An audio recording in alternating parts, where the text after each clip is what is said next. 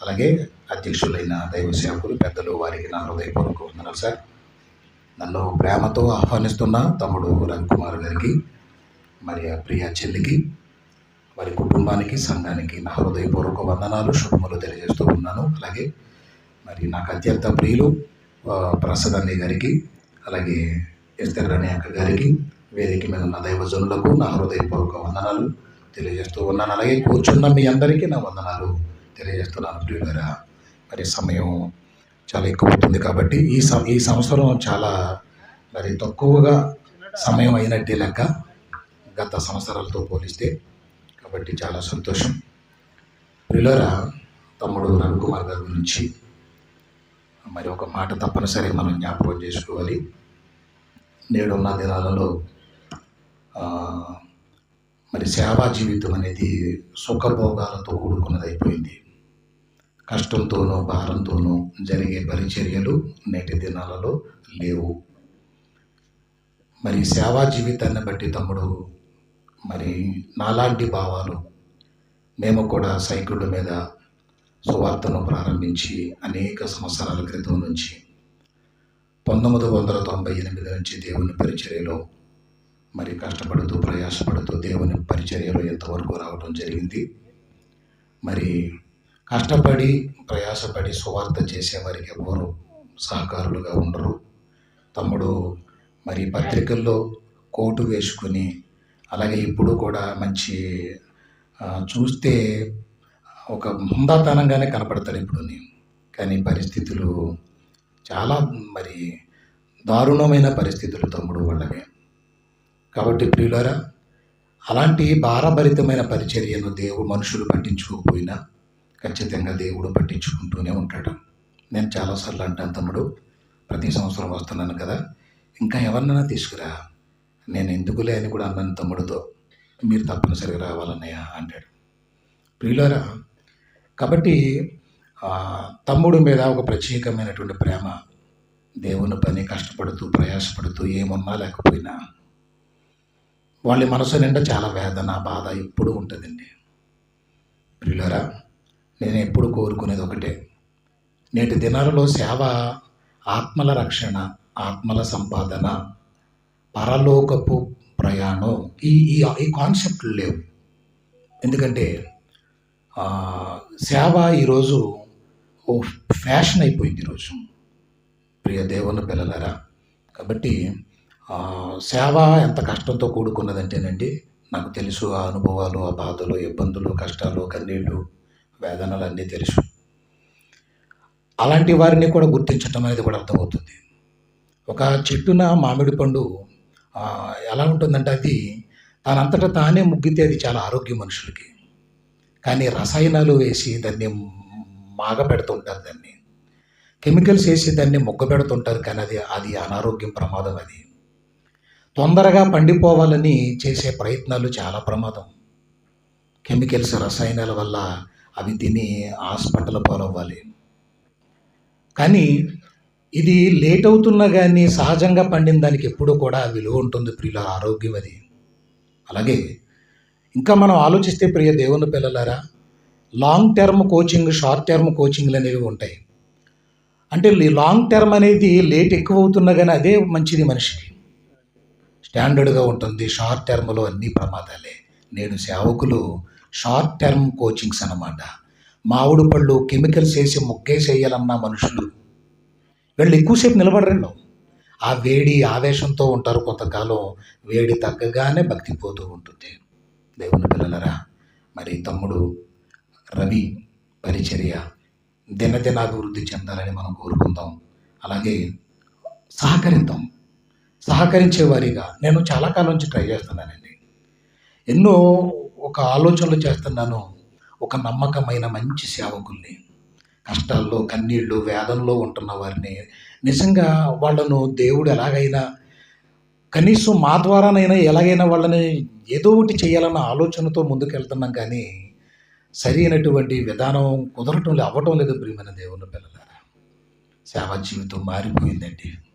పౌరుషం కలిగిన సేవకులు కూడా తగ్గిపోతున్నారు. వాక్యానుసారంగా మాదిరికరంగా బతికే వాళ్ళు సంఖ్య కూడా తగ్గిపోతుంది. పాటలు చూడండి, తమ్ముడు మంచి పదాలు రాశాడు. కానీ ఎప్పుడు కూడా పత్రికలతోనే ఆగిపోతూ ఉంటాయి. ఆ చెల్లి పాడుతుంది పాపం ఇలాగ ఎందుకు ఇలా ఆగిపోతాయి? కొంతమంది పాటలు చూస్తామండి, ఉత్తిదే ఏముంటుంది అందులో గాలి. చూసారా పూరిని చూసారా మీరు? పైకి పొంగిపోతే వేసిన వెంటనే అది పట్టమని కొట్టగానే అలా చల్లారిపోద్ది, గాలిపోద్దని చూసారా? ఏమి ఉండదు పాటల్లోనే. ఇలాగా రుచి పచ్చి లేని పసలేని ప్రసంగాల్లో, రుచి పచ్చి లేని పాటలు. నేను ఒక మీటింగ్కి వెళ్ళాను మొన్న మధ్యన. నేను ప్రార్థన చేసి మెసేజ్లోకి వెళ్తానండి, మీరు సిద్ధంగా ఉండండి ప్రియులారా. ఓ మీటింగ్కి వెళ్తే అక్కడికి వెళ్ళిన తర్వాత ఓ పెద్ద సింగర్ ఉన్నాడు పైన స్టేజ్ మీద. మీకు తెలుసు కదా సింగర్స్కి ఎంత విలువ ఉంటుందో. అప్పుడు అన్నాడు, అన్న బాగున్నారా, మీ మాటలో షార్ట్స్ చూస్తూ ఉంటాను నేను అన్నాడు. Okay thank you very much, మాట్లాడుకున్నాం. ఈలోగా లేచాడండి, పాట పాడుతున్నాడు. పాట పాడుతుంటే పాస్టర్లు అందరినీ నించుని నిలబడమన్నాడు, డ్యాన్స్ చేయమంటున్నాడు, కాళ్ళు ఊపమంటున్నాడు, చేతులు ఊపమంటున్నాడు. పాట ఎత్తుకున్నాడు. ఏం పాట అనుకుంటున్నారు అది? పాకలు నా పండగ టిట్టిగా మొదలెట్టాడు. నేను మాత్రం లేవలేదు, అలాగే కూర్చొని ఉన్నానండి. ఎక్కడ దొరికాడు నాయన ఇలాంటి వాడు నీకు అందరూ అనుకుంటున్నాను కింద కూర్చొని. ఇంతకీ సినిమా పాట అది. అది చిన్నప్పుడు చూసిన సినిమా పాట అది. సేమ్ యాజ్ ఇట్ ఈజ్ పాడేశాడు. పేరు కూడా చెప్పేస్తున్నా, స్టీవెన్సన్ అండి. ఏం పాటలే లోకం అండి అది. ఎలాగంట పాకలో నా పండగ ఏ తింటి. మీకు ఏ గుర్తొచ్చిందో పాట ఏంటది? గుర్తొచ్చింది, చిన్నప్పుడు చూశాను అడిగినప్పుడు సినిమా అది. ఆకు చాటు పిందే తడిచా, ఆ పాట పాడేడినా. దీనికి పెద్ద మ్యూజిక్, పెద్ద అడావిడి, గందరగోళం. అలాంటి దిక్కుమాలని ఏమండి ఎంకరేజ్ చేసే కంటే ఇలాంటి పాటల్ని తమ్ముడు రాసి ఇలాంటి వాటిని ఎంకరేజ్ చేయండి. సరిగ్గా గాలి తీయడం మొదలెడితేనండి నాకంటే ఎక్కువ ఎవడు తీయడండి. నేను దానికి టైం వేస్ట్ చేయను నేను. లేదు నోరేసుకుని పడిపోదాం, బెనాలమే పడిపోదాం అంటే పెద్ద సులువు, సింపులే కదండి అది. వాక్యం చెప్పడానికే టైం లేదు, ఆన్లైన్ తిట్టుకోవడానికి టైం ఎక్కడ దొరుకుతుంది మనకి? పని పాట లేదు కాబట్టి మీకు దొరుకుతుంది మీకు అది. దేవుని మనసు అర్థం చేసుకుని తొందరగా ముందుకెళ్ళిపోవాలి. ప్రార్థన చేసుకుందాం ప్రియులారా. ప్రేమ గల మా తండ్రి, దయగల దేవా, మీ ఘనమైన నామమునకు స్తుతులు చెల్లిస్తున్నాం. మహిమ కలిగిన వాడవు నాయన. ఇదిగో కొద్ది నిమిషములు మీ దాసుడినైనా నన్ను మరుగుపరిచి మాతో మాట్లాడమని తమ్ముడు రవికుమార్ నేను చేస్తున్న పరిచర్యలు వేదిక మీద ఉన్నాను ఆయన. అన్న వాళ్ళను, దైవ సేవకులను, అక్కలనైనా కూడి వచ్చిన బిడ్డలందరినీ దీవించమని, విన్న వాక్యము మీకు మహిమకరంగా మాకు క్షేమంగా ఉండులాగున మీ కృప చూపించమని యేసుక్రీస్తు ప్రభు వారి పరిశుద్ధ నామములో ఈ ప్రార్థన అడుగుచున్నాము తండ్రి, ఆమేన్. ప్రభునందు ప్రియులారా, తమ్ముడు ఒక మంచి టైటిల్ని సిద్ధపరుచుకున్నాడు. ప్రతి సంవత్సరం కూడా ఒక టైటిల్ ఖరారు చేసుకుని తెలియచేయాలనుకుంటాడు. బహుమానమే బలవంతుని చేతిలో బాణమైతే. కొద్ది రోజుల క్రితం వారి కుమారుడికి బాప్తిజం ఇవ్వడం జరిగింది. కుమారుడు కనిపించినా సరే నువ్వు ఎలా కనిపించు. కుమారుడికి బాప్తిజం ఆ రోజు ఇస్తున్నప్పుడు కూడానండి తమ్ముడు కళ్ళల్లో ఆనందం, అలాగే బిడ్డ యొక్క కళ్ళల్లో నీళ్లు నేను చూశాను. కూర్చున్నాను. ప్రియమైన దేవుని పిల్లలారా, మనం అనుకుంటాం గర్భఫలం ఎవరు అనుకుంటామంటే డైరెక్ట్ పాఠ్యాంశంలోకి వెళ్ళిపోతాను. గర్భఫలం ఎవరు? కీర్తన 127వ అధ్యాయం. డైరెక్ట్గా సబ్జెక్ట్లోకి వెళ్ళిపోతున్నాను. ఎక్కువసేపు మాట్లాడండి, ఎందుకంటే మనం కూడుకున్న సమయం. పాపం తమ్ముడు తొందరగానే స్టార్ట్ చేద్దాం అనుకుంటాడు, కానీ మనం రాం కదా. తెల్లవారుజాము 4 అయిందండి నాకు. ప్రియ దేవుని పిల్లలారా, చూద్దాం ఒకసారి మనం ఆలోచన చేద్దాం. కీర్తనలు 127వ అధ్యాయము 3-4 వచనములు. కుమారులు యెహోవా అనుగ్రహించు స్వాస్థ్యము. స్వాస్థ్యం అంటే ఆస్తి. కుమారులు ఎవరంట? ఆస్తి. కుమారులు యెహోవా అనుగ్రహించు స్వాస్థ్యం, గర్భఫలము ఆయన ఇచ్చు బహుమానమే. దేవుని పిల్లలారా, ఈ మాట చాలా ఇంపార్టెంట్. ప్రతి మాట మనం జాగ్రత్తగా చూద్దాం. తొందరగా ముగిస్తాను. విలువైన సంగతి నేర్చుకుందాం. ఈ సందర్భంలో కుమారులు యెహోవా అనుగ్రహించు స్వాస్థ్యము అన్నాడండి. స్వాస్థ్యము అంటే ఆస్తి. మనం ఎప్పుడు కూడా మనకున్న ఆస్తిపాస్తుల్ని చాలా జాగ్రత్తగా కాపాడుకుంటాం, అవునా కదా? నాకు తెలిసి ఒక వ్యక్తి మా ప్రాంతంలో ఉన్నాడు. అతను చాలా ఆస్తిపాస్తులు గలవాడు, కానీ అడుక్కునే వాళ్ళగా తిరుగుతూ ఉంటాడు. అటు ఇటు తలో 10 రూపాయలు అడుక్కుంటూ తిరుగుతాడు. ఎందుకు అలా అయిపోయాడు అంటే ఎందుకు ఇలా అయిపోయాడు అని అంటే కనుక ప్లాస్టిక్ గ్లాసులు బాటిల్స్ అవన్నీ ఏరుకుంటున్నాడు. ఇప్పుడు వీడు ఎందుకు ఇలా అయిపోయాడు అని అక్కడ వాళ్ళు చెప్తున్నారంటే, ఉన్న ఆస్తిని పాడు చేసేసాడు, దుర్వినియోగం చేశాడు, తగలబెట్టేశాడు, వాటిని సర్వనాశనం చేసేసాడు. ఇప్పుడు చివరికి అడుక్కుంటున్నాడండి అంటున్నారు. దేవుని పిల్లలారా, ఈ లోకంలో ఆస్తిని చాలా జాగ్రత్తగా కాపాడుకుంటాం. దాన్ని పాడు చేస్తే మరి ఎలా పేదవాడిగా దరిద్రుడిగా తిరగాల్సి వస్తుందో, దేవుడు ఆస్తి అని ఎవరి గురించి మాట్లాడుతున్నాడంటే, కుమారులు యెహోవా అనుగ్రహించు స్వాస్థ్యం. మన పిల్లలు ఆస్తి. పిల్లలెవరో ఆస్తి. ఈ పిల్లల్ని మీరు పట్టించుకోకపోతే మీ ఆస్తిని మీరు పాడు చేసిన వారు. చేతులారా మీ ఆస్తిని మీరు సర్వనాశనం చేసినవారు అని చెప్పి కింద అంటున్నాడు, గర్భఫలము ఆయన ఇచ్చు బహుమానమే. ఏమండి, ఒక ప్రశ్న, గర్భఫలం దేవుడిచ్చే బహుమానమేనా? చెప్పండి మీరు. పెళ్ళైన దంపతులకు పిల్లలు పుడతారు, బహుమానాలే. అక్రమ సంబంధాలు వ్యభిచారాల వల్ల కూడా పిల్లలు పుడుతుంటారు, అవి బహుమానాలేనా? చెప్పండి. వాళ్ళు అంటున్నారు ఏమని, గర్భఫలం దేవుడిచ్చు బహుమానం అని వాళ్ళు అంటున్నారు. ఇప్పుడు మరి బహుమానమేనా? పుట్టిన పిల్లలందరూ బహుమానం కాదు, ఇది గుర్తుపెట్టుకోవాలి మీరు. మీ ఆస్తి అనబడే పిల్లల్ని బహుమానాలుగా మార్చుకోవాలి మీరు. ఇది ఎంత విలువైన ఆస్తి. ఒక మంచి ఎగ్జాంపుల్ బైబిల్లో నన్ను చాలా ఆలోచింపజేసిన ఒక మాట నేను చదువుకున్నాను, చాలా ఆనందం కలిగింది. హోషేయ గ్రంథము 9వ అధ్యాయం 16వ వచనంలో ఒక్కసారి దేవుని పిల్లలారా ఆ మాట మనం చూద్దాం. హోషేయ గ్రంథము 9వ అధ్యాయం 16వ వచనంలో, ఎఫ్రాయిము మొత్తబడెను, వారి వేరు ఏనన్నా ఎండిపోయెను, వారు ఫలమయ్యరు. ఇక్కడ చూడండి, వారు ఇంకా బాగా చదవండి అన్న, వారు పిల్లలను కనినను, వారు ఈ గర్భ నిధి అన్నది ఎంత బాగుందండి అన్నమాట. వారి గర్భ నిధిలో నుండి వచ్చు సొత్తు. అబ్బాయి ఎంత అద్భుతమైన మాట అండి. గర్భ నిధిలో నుండి వచ్చు సొత్తు అన్నాడండి. గర్భమును, తల్లి గర్భమును ఏమన్నాడు? నిధి. ఆ నిధిలో నుంచి సొత్తు ఉంది. ఆ నిధిలో సొత్తు ఎవరో? ఆ నిధిలో ఉన్న సొత్తు ఎవరో? బీరువాలో, మన ఇంట్లో బీరువా ఉంటుంది, ఆ బీరువాలో ఒక స్పెషల్ లాకర్ ఉంటుంది. ఆ లాకర్ లోపల దిక్కుమాల డబ్బులు ఉంటాయి, మనకి వెండి బంగారాలు ఉంటాయి అందులో కదా. అదొక నిధి. ఆ నిధులలో పూర్వకాలం రాజులు కొన్ని నిధులు పెట్టెలు దాచుకొని అందులో వజ్రాలు, బంగారాలు ఇవన్నీ దొంగల పాలు కాకూడదని దాచిపెట్టుకునేవారు.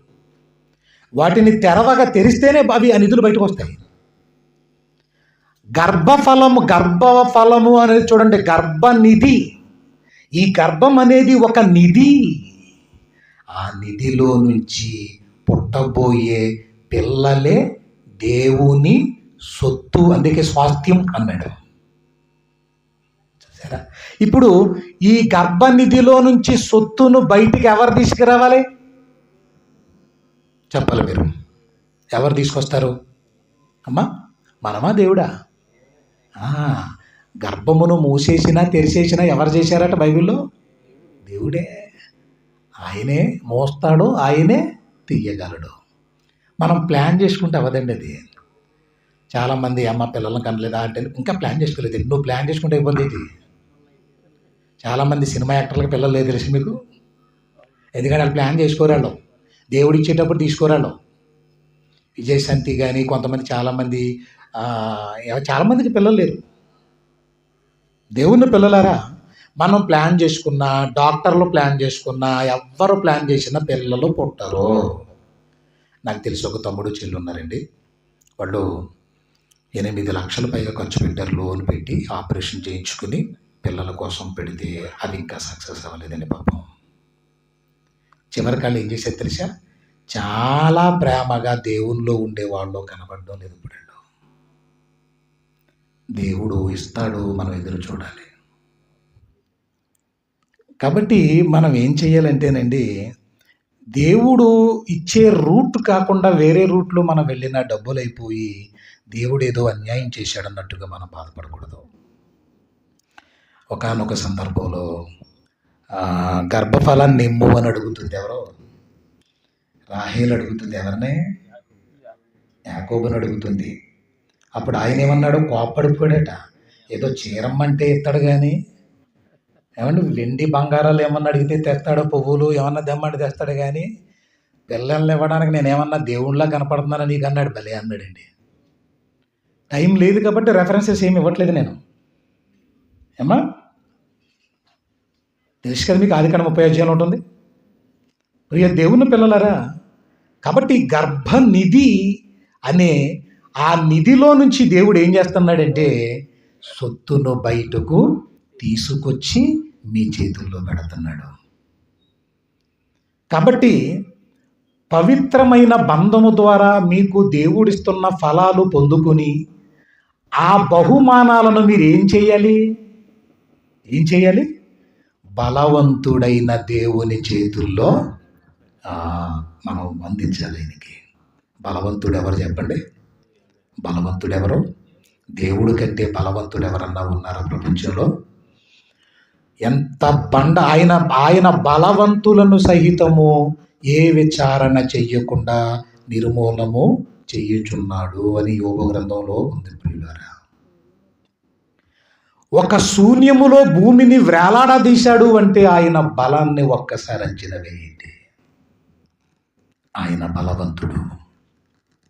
ఆ బలవంతుడైన దేవుడు మీకు బహుమానాలను ఇచ్చి ఆ బహుమానాన్ని తల్లిదండ్రులారా మీరు బాణములుగా చెయ్యండి. ఏం చెయ్యాలి మనం? మన పనేంటి? బాణాలుగా చెయ్యాలి. చేసి నాకు ఒక అంబుల పొది ఉంది, ఆ అంబుల పొదిలో బాణాలు కావాలి నాకు. అవసరమైనప్పుడు ఆ బాణాలను నేను వాడుకుంటాను. నేను ఎప్పుడు ఎక్కడ బాణము ఎలా వాడాలో నేను వాడతాను. మీ పని ఏంటంటే నేను ఇచ్చిన బహుమానాన్ని బాణముగా తీర్చిదిద్దాలి. ఇది తల్లిదండ్రుల పని. ఇది తల్లిదండ్రుల పని, బాధ్యత ఇది. ఏం బాణంగా తయారు చేయాలి చెప్పండి? ఏ బాణాలుగా తయారు చేయాలి? ఏమ్మా ఎవరు వాడుకుంటారంట బాణాలను? యెషయా గ్రంథంలో చూద్దామన్నమాట. యెషయా గ్రంథం 49వ అధ్యాయం 2వ వచనంలో ఎవరన్నా చదివి సహాయం చేయండి. యెషయా గ్రంథము 49:2. యెషయా గ్రంథం 49:2.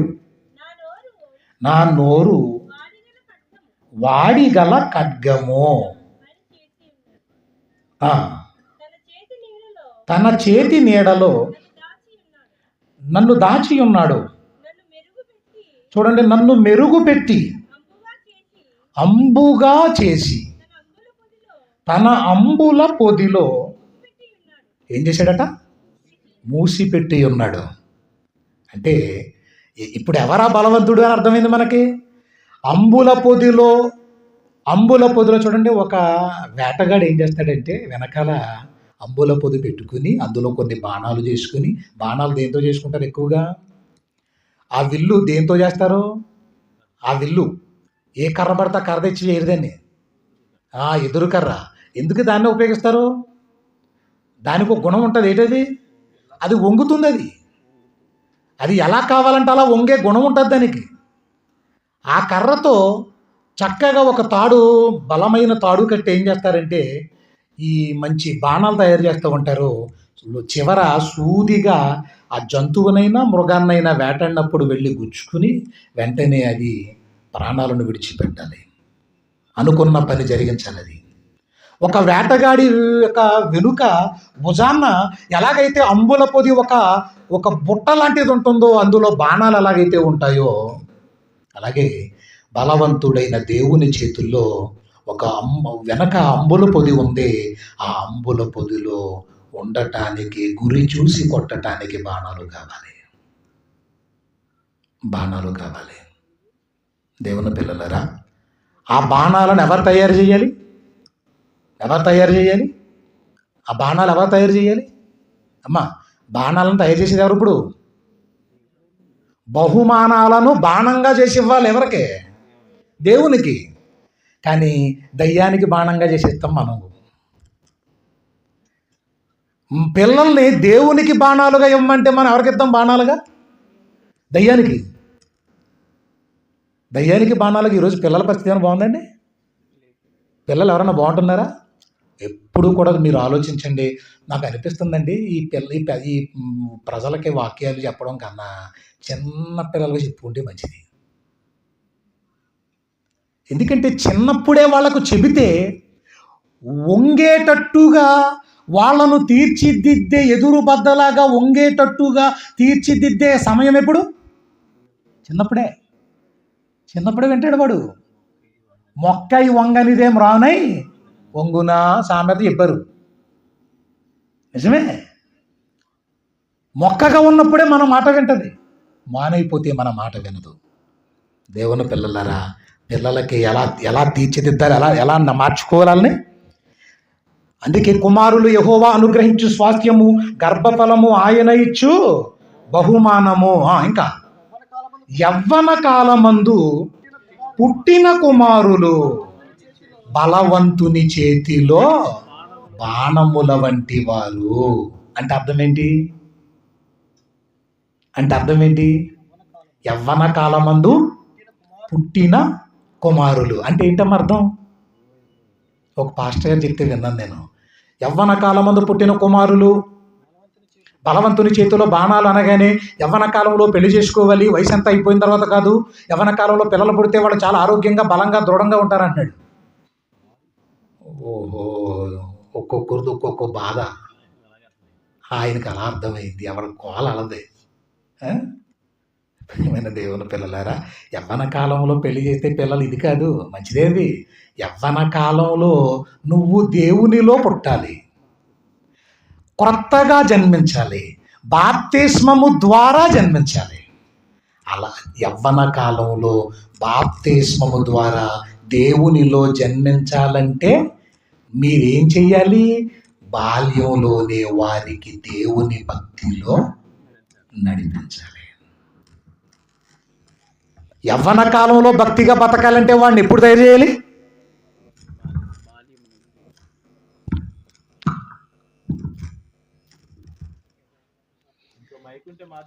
యవ్వన కాలంలో వాడు భక్తిగా ఉండాలంటే ఎప్పుడు తీర్చిదిద్దాలి? తల్లిదండ్రులు చిన్నప్పుడే,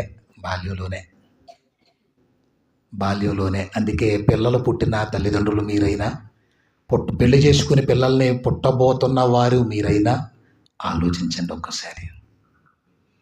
మీకు ఇస్తున్న పిల్లలు ఎందుకు అనుకుంటున్నారు?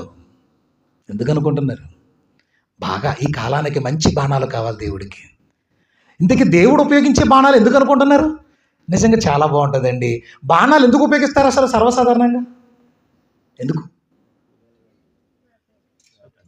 శత్రువులను జయించడానికో, లేదంటే జంతువులను వేటాడడానికో, ఏదో ఒక ప్రయోజనం. దేవుడు ఉపయోగించే బాణాలు ఎందుకో ఒక మాట చూశానండి యెషయా గ్రంథంలో. ఒకసారి చూద్దాం ప్రియులారా. యెషయా గ్రంథంలో ఒక మాట వ్రాయబడి ఉంది. యెషయా గ్రంథము క్షమించండి, 2వ రాజుల గ్రంథం 13:17.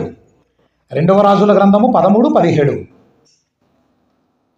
2వ రాజుల గ్రంథం 13:17. తొందరగా ముగించేస్తానండి, ఎందుకంటే సమయానికి కొద్ది నిమిషాలు ముగించేస్తాను. ఈ నెక్స్ట్ ఇయర్కి ఇంకా తమ్ముడు విషయంలో మనం కూడా బాలివారం అయిపోయి సపోర్ట్ చేసేసి తొందరగా అయ్యేటట్టుగా మనం ప్లాన్ చేయాలి. ఓకేనండి? తూర్పు వైపున ఉన్న 2వ రాజుల గ్రంథం 13:17. ఓకేనా? చదవండి. అందుకు ఎలీషా, నీవు వింటిని, వింటి అంటే తెలిసేది విల్లు, వింటిని బాణములను తీసుకొనమని అతనితో చెప్పగా, అతడు వింటిని బాణములను తీసుకొనెను. నీ చెయ్యి వింటి మీద ఉంచుమని అతడు ఇశ్రాయేలు రాజుతో చెప్పగా, అతడు తన చెయ్యి వింటి మీద ఉంచినప్పుడు ఎలీషా తన చేతులను రాజు చేతుల మీద వేసి తూర్పు వైపున ఉన్న కిటికీని విప్పుమని చెప్పగా అతడు విప్పెను. అప్పుడు ఎలీషా బాణము వేయమని చెప్పగా అతడు బాణము వేసాను. అదిగో చూడండి, అతడు, ఇది ఎంత బాగుంది, అండర్లైన్ చేయండి ఆ పదాన్ని. ఏమంటున్నాడు దాన్ని? అతడు ఇది యెహోవా రక్షణ బాణము. మీ పిల్లల్ని బహుమానాలను బాణాలుగా ఎందుకు చెయ్యాలి? ప్రజలను రక్షణలోకి తెచ్చే బాణమే మీ పిల్లలు. అర్థమైందండి? శత్రువైన సాతాను చేతుల్లో నుంచి మీ పిల్లల్ని విడిపించి కాపాడి రక్షించి దేవునిలోకి నడిపించే రక్షణ బాణములుగా తీర్చిదిద్దే బాధ్యత ఎవరికి అప్పగించాడు అంటే తల్లిదండ్రులకు ఇచ్చాడు. తల్లిదండ్రులు మెరుగు పెట్టాలి, పదును పెట్టాలి, సానబెట్టాలి. ఎవరికే? వజ్రంలా మెరవదు అది. సానబెట్టాలి దాన్ని, కొయ్యాలి దాన్ని.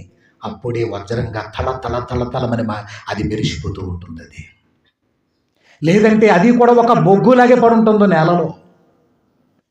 దానికి సానబెట్టాలి మీరు. అది డైమండ్లా మెరుస్తూ ఉంటుంది. మీ పిల్లలు కూడా సానబెట్టు, వాళ్ళకి పదును పెట్టు వాళ్ళకి. కాబట్టి ప్రియమైన దేవుని పిల్లలారా, సైతాను బాణాలుగా మార్చేసుకుంటున్నాడు. వాడు కూడా బాణం పట్టుకున్నాడు. తెలుసు మీకు? సైతాను గడు కూడా బాణాలు వేస్తాడని బైబిల్లో ఉందా లేదా? చూసేయండి, ఎఫెసీ పత్రిక 6వ అధ్యాయం 16 చూసేయండి ప్రియులారా.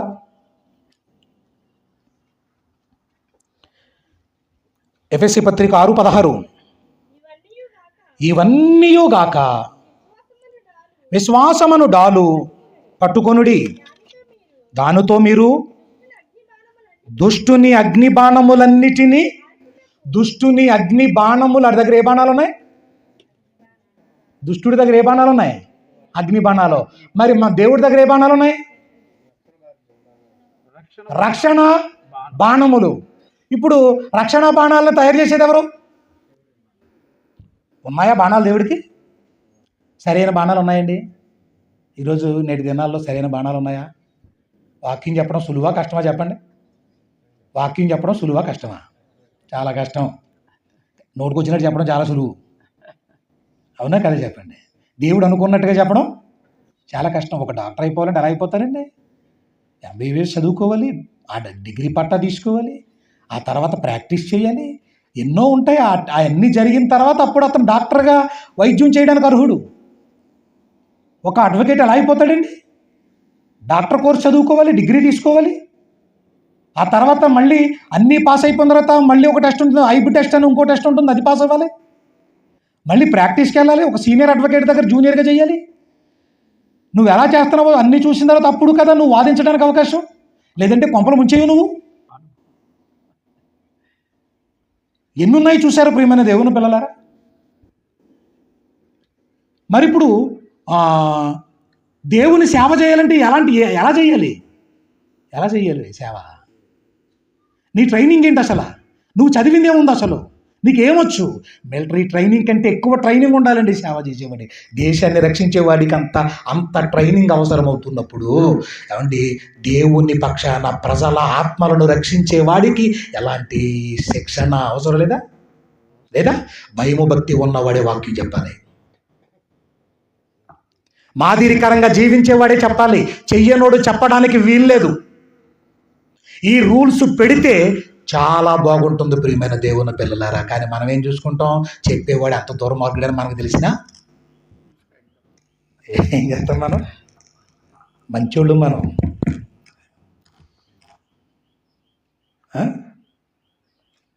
ప్రియమైన దేవుని పిల్లలారా, తాగేసి ఎవడన్నా కారు డ్రైవ్ చేస్తున్నాడు అనుకోండి, తాగేసి కారు డ్రైవ్ చేస్తాను ఎక్కువ కూర్చోండి అంటే అలాగే కూలిపోతున్నాడు అనుకోండి, ఇలాగా అంటాడు అనుకోండి, మనం ఎవరైనా ఎక్కుతామండి?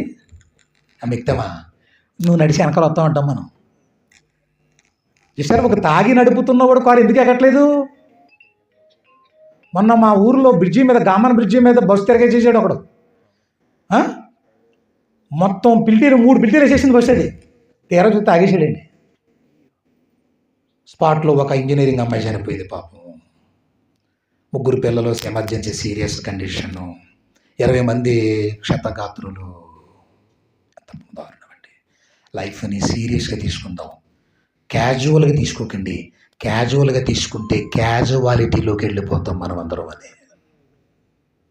క్యాజువాలిటీ అంటే తెలుసు కదా, క్షతగాత్రులు ఉంటారు అందులో, కాళ్ళు చేతులు ఇరిగిపోయి అందులో ఉంటారన్నమాట.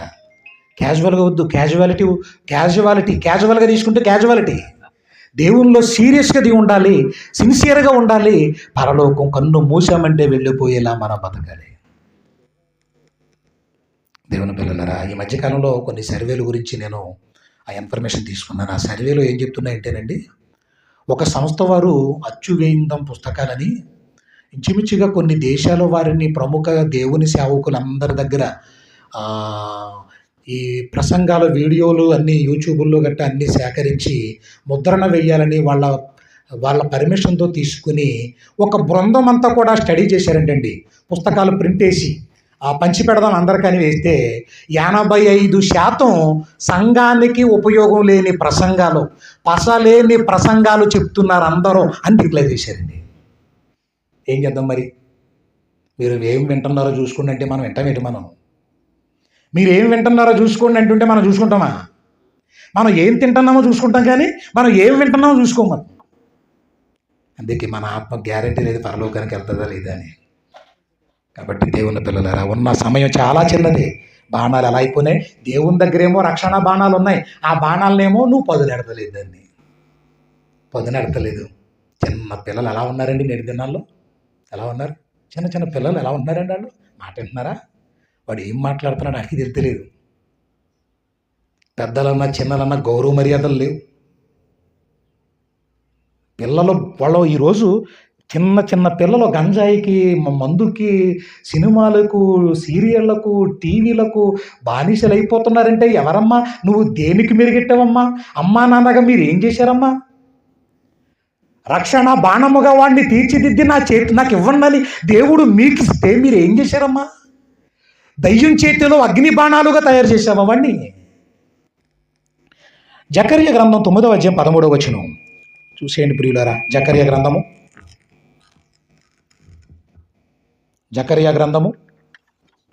9వ అధ్యాయం 13. జకర్యా గ్రంథం 9వ అధ్యాయం 13. యోధావారిని నాకు విల్లుగా, యోధావారిని నాకు విల్లుగాను వంచుచున్నాను. యోధా ప్రజలను ఎలా వంచుతున్నాడంట? విల్లుగా. ఎఫ్రాయిము వారిని బాణములుగా చేయుచున్నాను. చూసారా ఎలా ఉందో? కొందరినేమో విల్లుగాను, కొందరినేమో బాణములుగాను నేను చేస్తున్నాను. నాకు సహాయం చేయడానికి ఎవరు కావాలి? అమ్మా నాన్నలు ముందుకు రావాలి అన్నాడు దేవుడు. సియోను మీ కుమారులను రేపుతున్నాడంట దేవుడు. రేపుతున్నాడట. కొందరు ఎలా ఉండాలి? విల్లుగాను. కొందరు ఎలా ఉండాలి? బాణములుగా ఉండాలంట. అండి సైతాన్ గడు దగ్గర ఆయుధం ఉందా? బాణాలు ఉన్నాయా? పాడు చేసేంతకు బాణాలు ఉన్నాయా? ఏ బాణాలు ఉన్నాయి? అగ్ని బాణాలు వేస్తున్నాడు ఆడు. సైతాన్ గడి దగ్గర అగ్ని బాణాలు ఉన్నప్పుడు మన దగ్గర ఏముండాలి? అమ్మా, మన మీదకి యుద్ధానికి ఎవడన్నా AK-47తో వచ్చేస్తున్నాడు అనుకోండి, యుద్ధానికి గన్ తీసుకుని మనం వెళ్ళాలి. యుద్ధానికి ఎలా వెళ్ళాలి? మనం ఎలా వెళ్ళాలి చెప్పండి? ఓ సీపురు కట్టు కట్టుకుని వెళ్తున్నాం అనుకోండి, ఒక చిన్న పొలము కట్టుకుని వెళ్తున్నాం అనుకోండి, సరిగ్గా ఒక్క బుల్లెట్ వదులుతాడు, అయిపోద్ది మన పని. వాడు ఏం పట్టుకున్నాడు చూడు, వాడి దగ్గర బాణం ఉంది. నీ దగ్గర కూడా దేవుడు రక్షణా బాణాన్ని ఇచ్చాడు నీకు. నువ్వొక బాణం, శత్రువైన సైతాన్ గడి గుండెల్లో దూచుకుపోయే బాణం నువ్వు. గురి తప్పని బాణం నువ్వు. అలాంటి బాణంగా బతకలిసిన నువ్వు ఆ బాణాలు పాడైపోయాయని బాధపడుతున్నాడు దేవుడు. హోషేయ గ్రంథం 7:16 ముగిస్తాను ప్రియులారా. హోషేయ గ్రంథం 7:16. హోషేయ గ్రంథము 7:16. వారు తిరుగుదురు గాని సర్వోన్నతుడైన వాని యొద్దకు తిరగరు. అండర్లైన్ చేయండి. వారు అక్కరకు రాని విల్లు వలె ఉన్నారంట. ఎంత మాట అన్నాడండి. ఎలా ఉన్నారట? అక్కరకు రాని విల్లు. ఎందుకండి? ఉపయోగం లేని ఎలాగా ఇలా వంచుతున్నప్పుడు టుక్కుని ఇరిగిపోయింది అనుకోండి. నువ్వేం బాణం? దిక్కుమాల బాణం నువ్వు, పనికి మాలిన బాణం నువ్వు, పనికి మాలిన బాణం. ఒక యోబు అనే బాణాన్ని వదలడు దేవుడు. ఒకప్పుడు సైతానుగాడు ఏం చేసినా ఆ బాణాన్ని వంచలేకపోయాడు. ఏం బాణం అంటది? ఏం బాణం అండి బాబు అది? సంసోను అనే ఒక బాణాన్ని ఉపయోగించాడు. ఎన్ని బాణాలండి బాబు, ఎన్ని బాణాలు! యోసేపు అనే ఒక బాణం. ఎంత గొప్ప! అన్యుల దేశంలో, దేవుణ్ణి ఎరుగని దేశంలో తన భక్తి జీవితాన్ని కాపాడుకుంటూ దేవుణ్ణి మహిమపరచిన ఒక గొప్ప సాక్షిగా జీవించిన ఒకనాటి దేవుని బాణం. దేవుని అంబుల పొదిలో, బలవంతుడైన దేవుని అంబుల పొదిలో ఒక అద్భుతమైన పదునైన బాణం. అందుకే అపోస్తలుడు వాక్యం చెప్తుంటే బాణం గుచ్చుకోవాలి కదండి. వింటున్న వారికి ఏమనిపించిందట? అపోస్తల కార్యాలు 2వ అధ్యాయంలో బాగుంటుందా మాట చూడండి. ఎంతనన్నా రెఫరెన్స్ అయితే అపోస్తల కార్యాలు 2వ అధ్యాయమా 3వ అధ్యాయమా? 2వ అధ్యాయం. అపోస్తల కార్యాలు 2వ అధ్యాయం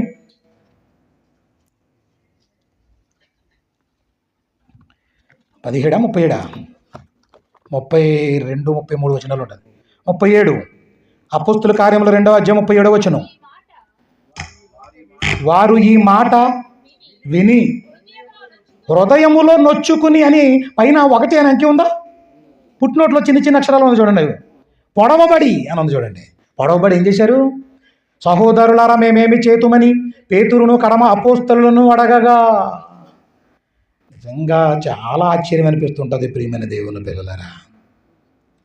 ఎంత గొప్ప బాణాలు వదిలాడండి అపోస్తలుడు. 12 బాణాలు అయ్యి బలవంతుడైన దేవుని చేతుల్లో బాణం. యేసు ప్రభువు ఆయన ఒక అద్భుతమైన బాణం. ఆ బాణం ఎలా ఎదిగింది చెప్పండి? ఆ బాణం ఎలా తీర్చిదిద్దబడింది మీరు చెప్పండి ఒకసారి. బాలుడు జ్ఞానమందును చెప్పండి. లోక 2:52 ఉంటుంది ఈ మాట. ఇక్కడ మాట ఆగండి, అక్కడ చూద్దాం దాన్ని. అది ఎలా ఎదిగాడంట? ఎలాగడంట? బాలుడు జ్ఞానమందును వయస్సునందును దేవుని దయయందును మనుషుల దయయందును వర్ధిల్లుచూ ఎదిగింది బాణం. నేటి దినాల్లో బాణాలు ఎలా ఎదుగుతున్నాయి? పిల్లలు ఎలా ఎదుగుతున్నాయి? ముందు వయసు, సెల్ ఫోన్లో ఎదుగుతుంది బాణం, టీవీల్లో ఎదుగుతుంది బాణం, ఆటలాడుకోవడంలో ఎదుగుతుంది బాణం, డ్రగ్స్ తీసుకోవడంలో ఎదుగుతుంది బాణం, మందు తాగడంలో ఎదుగుతుంది బాణం, తల్లిదండ్రులను ఏడిపించడంలో ఎదుగుతుంది బాణం. నిన్నే గుచ్చుతారు వాళ్ళు తిరిగి. అండి మీ పిల్లల్ని దేవునిలో పెంచితే ఎన్ని బెనిఫిట్స్ ఉన్నాయో తెలిసే. బాగా చదువుకుంటాడండి వాడు. బాగా చదువుకుంటే మిమ్మల్ని బాగా చూసుకోడాడు. బాగా దేవునిలో ఎదిగితే బాగా చదువుకుంటాడు. మిమ్మల్ని కళ్ళల్లో పెట్టి చూసుకుంటాడు. ఇది గుర్తుంచుకోండి. లేదంటే నీకే గుచ్చుకుంటుంది బాణం. నీకే గుచ్చుకుంటుంది ముందు. యేసుక్రీస్తు అనే ఈ బాణం 12 బాణాలను తయారు చేసింది, మెరుగుపెట్టింది. ఆ బాణాలు వాక్యం ప్రకటిస్తుంటే, రక్షణను బోధిస్తుంటే విన్న వారందరూ గుండెల్లో గుచ్చుకుని, ఇప్పుడు మేమేం చెయ్యాలి చెప్పు, మాకు గుండెల్లో గుచ్చుకుంటున్నాయ్యా మీ మాటలు వింటుంటే. అండి ఎంత బాగా బోధించారో తెలిసండి. యేసు ప్రభు వారిని చంపిన వాళ్ళు, సిలువ వేసిన వాళ్ళు కూడా మారిపోయారు. అలా బోధించారు ఈ అపోస్తలుడు బోధ. అక్కడే ఉంది చూడండి 2వ అధ్యాయం అపోస్తల కార్యాల్లో 36వ వచనంలో ఆయన్ని సిలువ వేసిన వాళ్ళు చూడండి ఎలా మారిపోయారు. అపోస్తల కార్యములు 2:36 మీరు సిలువ వేసిన ఈ యేసునే దేవుడు ప్రభువుగాను క్రీస్తుగాను నియమించెను. ఇది ఇశ్రాయేలు వంశమంతయు రూఢిగా తెలుసుకొనవలెనని చెప్పాను. వారు ఈ మాట విని హృదయములో నొచ్చుకుని మారిపోయి బాప్తిజం తీసుకుంటున్నట్టు కింద కొంత చూడండి. అక్కడ ఆయన్ని చంపినోళ్ళు మారిపోతున్నప్పుడు నిజంగా సరి అయిన వాక్యాన్ని చేత పట్టుకుని ఒక బలంగా నువ్వు ఒక అంబుల పొదిలో నువ్వు బాణంగా మారి నువ్వు దూసుకుంటూ వదిలితే ఆ బాణం గుచ్చుకుని వారి హృదయంలో నొచ్చుకుని మార్చుకుని ఏమైపోతాడు? మారిపోతారు. ప్రియమైన దేవుని పిల్లలు అలా మారిపోతారండి. కాబట్టి మీరందరూ మనమందరం చేయాల్సిన పని ఒక్కటే, బాణాలుగా మన పిల్లల్ని తీర్చిదిద్దండి. వాడు మీ మాట వినాలంటే వాడు ప్రార్థన చేయటం, వాడు మోకాళ్ళు వేయటం, వాడు బైబిల్ చదవటం. అందుకే వయసుకు మించి మాట్లాడితే పిల్లలు బాగోదండి. చిన్న చిన్న పిల్లలు ప్రసంగాలు చేస్తారు, చూసారా ఎప్పుడన్నా మీరు? చూసారా? నాకు ఇష్టం అవ్వదు, ఏమనుకోద్దిలా అన్నానని. ఎందుకంటే వాడు వయసుకు మించి మాట్లాడకూడదు వాళ్ళు. ప్రియ దేవుని పిల్లలారా, చిన్న పిల్లోడు వాడు అంటున్నాడు, నీ కాళ్ళ కిందకి దూరిపోతాను అన్నాడు. ఇది ఎక్కడ కూడా బాబు, వీడు కాళ్ళ కింద దూరిపోతున్నాడు, ఆడికి అర్థం అవ్వట్లేదు ఏమంటున్నాడు. ఆడికి ఎవరో నూరు పోసేసారు, ఆడికి తిట్టమని తిడతారు చూసారా, మామయ్యని తిట్టు, అత్తని తిట్టు, నాన్నని తిట్టు అనగా నిన్ను తిడతాడు ఒక రోజు. ఆడు పిల్లల్ని పాడు చేసేసి దయ్యానికి అప్పగించింది ఎవరో? బాణంగా మెరుగుపెట్టి దేవునికి అవ్వండి దేవుడు ఆయన కోరుకుంటుంటే మనం పాడు చేసేసి నాశనం చేసేసి ఎవరికి ఇస్తున్నాం? మనం సైతాన్ గారి చేతుల్లో పెడుతున్నాం మనం. అందుకే పాడైపోతున్నారు. కాబట్టి దేవుని పిల్లలరా, దేవునికి బాణంగా చేసావనుకో నీకు మంచిది, వాడికి మంచిది, వాడి పిల్లలకి మంచిది, తర్వాత సమాజానికి మంచిది. అలా కాకుండా నీ పిల్లల్ని గాలి కొదిలేస్తే వాళ్ళు అగ్నిగుండంలోకి వెళ్ళిపోతారన్నాడు. సైతాన్ గడి చేతుల్లో బాణాలైపోతారండి, వాళ్ళు అన్యాయంగా బాణాలైపోతారండి. పిల్లలు ప్రేమిస్తున్నాం, పిల్లలకి ఆస్తులు సంపాదిస్తున్నాం, పిల్లలకి డబ్బులు సంపాదిస్తున్నాం, పిల్లలకి మంచి చదువు, పిల్లలకి మంచి భోజనం, పిల్లలకి మంచి బట్టలు, పిల్లలకి మంచి వస్తువులు అన్నీ ఇవ్వడం తప్పు కాదు. కానీ మంచి వాక్యంలో నువ్వు ఇవ్వటం లేదు చూసావా, అది తప్పు. నువ్వన్నీ ఇచ్చి అన్యాయం చేశావు.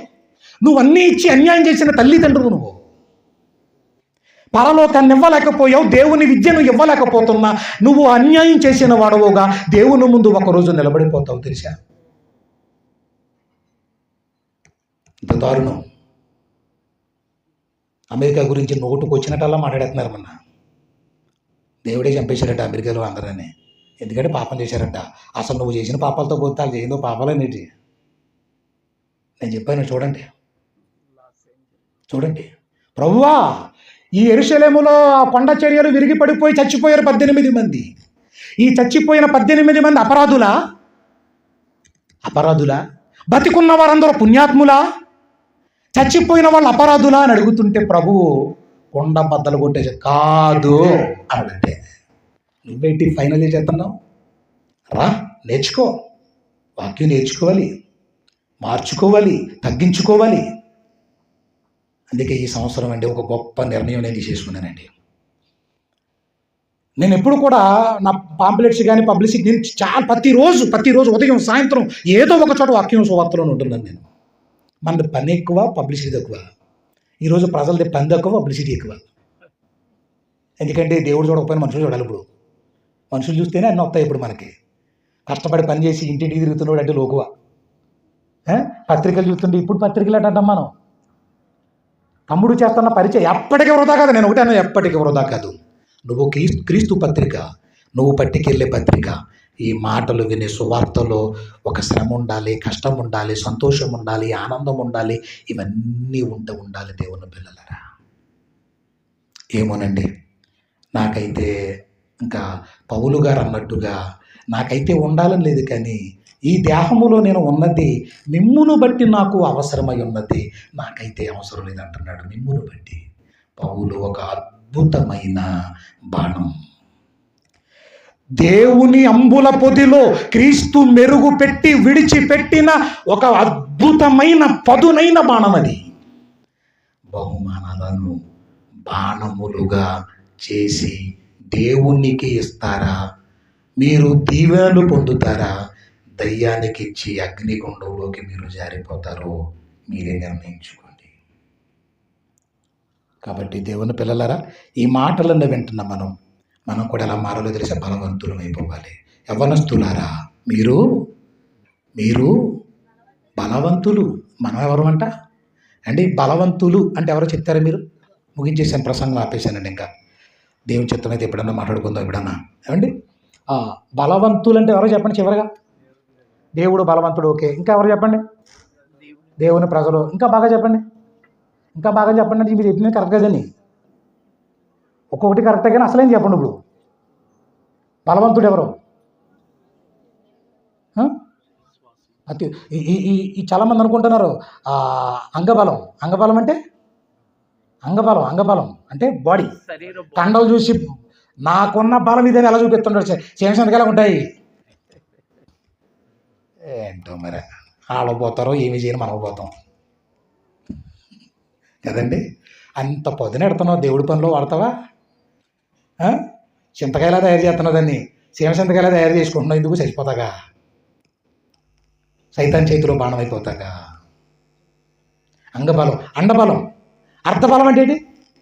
కొంతమంది ఏమో అంగబలం అంటే ఈ శరీర బలాన్ని చూసి మురిసిపోతున్నారు. కొంతమంది అర్ధబలం అంటే డబ్బు బలం చూసుకుని. కానీ దేవుని బలం, సామెతలు 24లో ఒక మాట ఉంటుంది. 24 వచనంలో ఒక వండర్ఫుల్ వర్డ్ ఉంది చూడండి. ఒక మాట వండర్ఫుల్ వర్డ్ అది చూసేయండి, ప్రార్థన చేసుకుందాం. జ్ఞానము గలవాడు బలవంతుడుగా ఉండును. అంతేనండి. ఎవడు బలవంతుడు? జ్ఞానం. ఏ జ్ఞానం గలవాడు? సినిమా జ్ఞానమా, రాజకీయ జ్ఞానమా, పుస్తకాల జ్ఞానమా? దేవుని జ్ఞానం గలవాడు. కాబట్టి మీ పిల్లలనైనా సరే తమ్ముడి దగ్గరికి పంపించండి. కనీసం ఇక్కడికి వచ్చిన మనమా అంతమంది అయినా ప్రోత్సహించి సహకరించి ముందుకు తీసుకెళ్తే చాలా ఉన్నతమైన కార్యక్రమాలు. నిన్న మన తమ్ముడు మాట్లాడానయ్య, ఈ పాప ఇంత కష్టపడి చేస్తాడు, ఇంత ప్రయాసపడి చేస్తాడు, ఎవరన్నా సహకారాలు ఏమైనా ఉంటాయా అనుకుంటారే. ఏముండవండి, నాకు తెలుసు కదా, ఎక్కడో కానీ ఉండరు, చాలా అరుదుగా ఉంటారండి.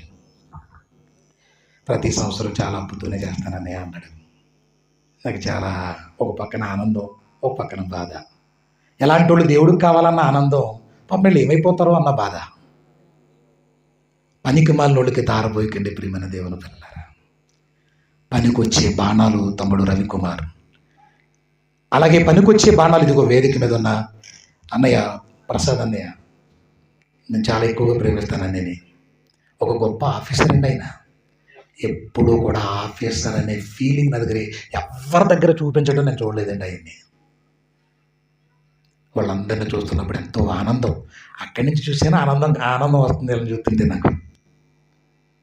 ఎందుకంటే ఎంత తగ్గించుకో, చిన్న జాబులో ఉంటే ఊరు వాడ ఒకటి అయిపోతుంటుంది.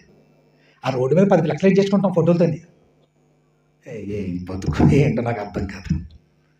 కాబట్టి దేవుని పిల్లలారా, ఇదిగో వేదిక మీద ఉన్న అక్క ఇస్తారు అని అక్కగారు కానీ, తమ్ముడు వాళ్ళు కానీ, సేవకులు వీళ్ళందరూ చెప్పగలరండి. మాకంటే పెద్దవాళ్ళ అనుభవంలో ఈ సారోళ్ళు సేవకులు అధ్యక్షులుగా ఉన్నవారు, వేదిక మీద ఉన్న పెద్దలు, తమ్ముళ్ళు ఇంత చక్కగా చెప్తున్నారు. మీరు దేవుని బాణాలుగా ఉన్నారు. మీ పిల్లల్ని బహుమానాలని బాణాలుగా మార్చండి. లేదంటే దయ్యంగాడు, సైతానుగాడు బాంబులుగా మారుస్తాడు వాళ్ళని, అణుబాంబులుగా మారుస్తాడు వాళ్ళని పనికిరాని బాణాలుగా తీర్చిదిద్దుతాడు వాళ్ళని. అందుకే దేవుడు ఆ కీర్తన 127, 3, 4, 5 వచనాలు ఏమన్నాడండి? ఆ మాట చదివేసి ప్రార్థన చేసేసుకుందాం. మళ్ళీ ఏది ప్రారంభమో అదే ముగింపు, ఏది ప్రారంభమో అదే ముగింపు. కుమారులు యెహోవా అనుగ్రహించు స్వాస్థ్యము, గర్భఫలము. అప్పుడు వెండి బంగారాలే ఆ స్వాస్థ్యమా? భూములు, స్థలములు, పొలములు ఇవే ఆస్తులా? మన పిల్లల ఆస్తులా? అసలైన స్థిరాస్తి ఏది? మన పిల్లలు. యవ్వన కాలం ముందు పుట్టిన కుమారులు బలవంతుడైన దేవుని చేతుల్లో బాణముల వంటి వారు. వారితో తన అంబుల పొది నింపుకున్నవారు ధన్యుడు. అట్టివాడు సిగ్గుపడక గుమ్మములో తన విరోధులతో వాదిస్తారు. ఎప్పుడు ఎవరిని ఎలాంటి వాళ్ళని పంపాలో ఆ బాణాలను దేవుని పక్షాన ఉండి మాట్లాడడానికి నాకు బలమైన బాణాలు కావాలి. ఏ తల్లిదండ్రులు ఇస్తారో ఇవ్వండి. మీ బాణాలను మీరు పరలోకానికి వెళ్దురు, మీ పిల్లలు వెళతారు, నేను ఆనందిస్తాను. సైతాను మీద జయం రక్షణ బాణాలుగా తీర్చిదిద్దండి. ప్రతి విశ్వాసి నువ్వు ఒక బాణం, దేవుని బాణానివా, సైతాను గడి బాణానివా, నువ్వెవరో నిర్ణయించుకో. ప్రార్థన చేసుకుందాం. ప్రేమగల తండ్రి, దయగల దేవా, నాయన ఒక ముసలి నీళ్ళల్లో ఉన్నప్పుడు దాని బలం ఎవ్వరికి ఉండదు నాయన. అదే ముసలి బయటకు వచ్చినప్పుడు బలహీనమైపోతుంది తండ్రి. భక్తిలో మీ యందు మేమున్నప్పుడు మహాబలవంతులము నాయన, లోకములోకి రాగానే బలహీనులము నాయన. మీ యందు బలవంతులుగా ఉండే భాగ్యం మాకు దయచేయమని విన్న వాక్యము మా అందరి హృదయాలలో, ఈ ప్రాంతములో నాయన బాణముగా నీ కుమారుడు తమ్ముడు రవికుమార్ని మీరు ఏర్పాటు చేసుకున్నారు. ఈ బాణానికి సహకారులు కావాలి నాయన. ఈ బాణానికి ఎంతో కష్టపడగలడు, ప్రయాసపడగలడు, పదును పెట్టి దేవుని మాటలు చెప్పి అనేక మందిని మార్చగలడు. బాణాలకు సహకారులను ఏర్పాటు చేయండి నాయన. వారి భార్యను పిల్లల్ని కూడా దీవించండి. గతంలో బాప్తిజం పొందిన కుమారుణ్ణి ఒక బలమైన బాణముగా తీర్చిదిద్దమని బ్రతుకులు అడుగుకుంటున్నాం తండ్రి. వేదిక మీద ఉన్న అధ్యక్షులు వారిని, వారి కుటుంబాలను, వేదిక మీద ఉన్న నాయన దైవజనులను అందరినీ, వారి కుటుంబాలను దీవించి ఆశీర్వదించండి. కూడి వచ్చిన నీ బిడ్డలందరినీ దీవించి ఆశీర్వదించండి నాయన. ఈ సంవత్సరం మాలో ఎంతమంది ఉంటామో ఉండమో మాకు తెలియదు. ప్రతి సంవత్సరం తమ్ముడు ప్రేమిస్తూ ఇక్కడ అందరినీ సమకూరుస్తున్నాడు నాయన. ఆ ప్రేమను బట్టి మీకు స్తుతులు చెల్లిస్తున్నాము. మేము బ్రతికే కొద్ది కాలం యథార్థమైన బాణాలుగా, పరిశుద్ధమైన బాణాలుగా, నిస్వార్థమైన బాణములుగా, విశ్వాస సంబంధమైన బాణములుగా మేమందరము ఉండి బలవంతుడైన మీరు వదిలిపెట్టే బాణములుగా మేము జీవించే భాగ్యము దయచేయమని, మీరే మహిమ, ఘనత, ప్రభావములు పొందుకొనమని మా ప్రభువును ప్రియ రక్షకుడు అయిన యేసుక్రీస్తు ప్రభుల వారి అతి పరిశుద్ధమైన, అతి పవిత్రమైన నామములో ఈ ప్రార్థన అడుగుచున్నాము తండ్రి. ఆమేన్. అందరికీ వందనాలు.